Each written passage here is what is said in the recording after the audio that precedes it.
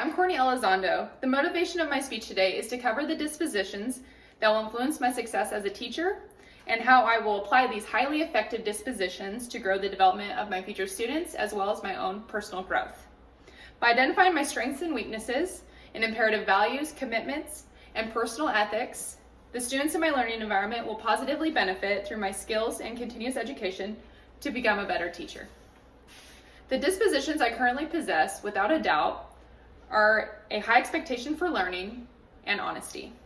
Through high expectations, I am proudly stating that I truly believe every child has the ability to learn. And with that fundamental belief, I can customize realistic and ability-driven goals effectively. I will become a successful educator by gaining a strong and positive understanding of the children in my classroom, using collaboration of colleagues, along with the application of multiple innovative and highly developed methods of teaching for each individual learner. In this noble career choice, the disposition of honesty is one of the most important values that I hold. I want to portray trust and integrity in my words and actions in and out of the classroom.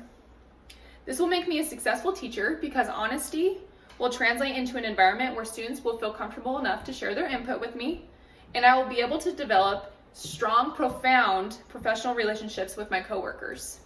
With the combination of the two, I will be able to keep my students in the center of my academic decision making while collaborating with others to keep ideas and beneficial learning solutions to the learners. On the other hand, even though I hold many professional dispositional qualities, I do have room for improvement. Before my first year of teaching, I need to practice professional reflection.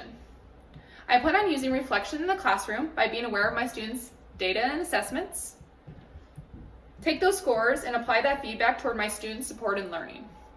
I also pledge to attend and observe others in practice so I can learn from their experience. An example of how I would apply reflection to the classroom is by being proactive in using the feedback to improve lesson planning and instructional focus. Another disposition I would like to work on is curiosity.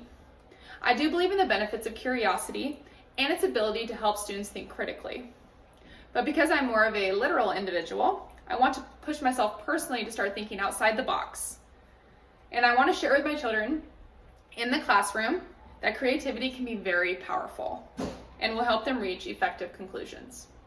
I plan on upholding curiosity in the classroom by letting my students challenge the status quo, promoting the act of asking questions, and helping them understand that even the best methods can be improved. Furthermore, the dispositions will demonstrate my ability to understand and respect diversity of all cultures, genders, and learning differences, because as a cohesive whole, all the dispositions, when applied, work in harmony to promote the best qualities required in a teaching professional.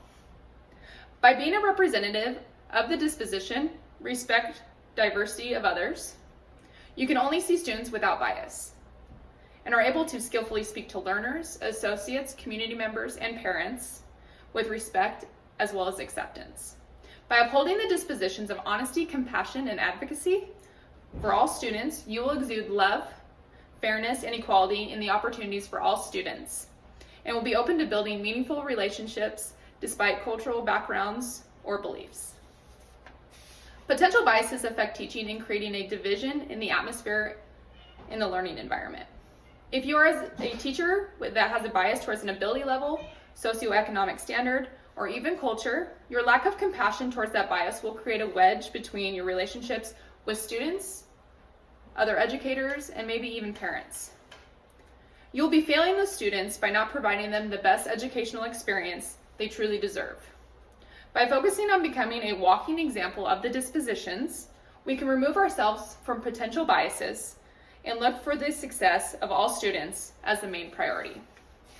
The feedback from evaluations, observations, and student data will first help identify my students' differences and abilities. I also anticipate the collective information will assist me in determining multiple learning strategies and promote student achievement in the classroom as well as within the state standards. Next, I will use professional feedback to reflect upon my current practices and look for improvements within my classroom. I perceive that through active and reflection knowledge that I will be able to commit to becoming a lifelong learner and will have resources to continue to progress and benefit my learners. With a strong comprehension and application of the Grand Canyon University's professional disposition of learners, I will be able to obtain the objective of being an advocate for all learners. Ultimately, I will have a chance to not only create opportunity, but also a safe environment for my students to thrive and become the best versions of themselves. Thank you for listening.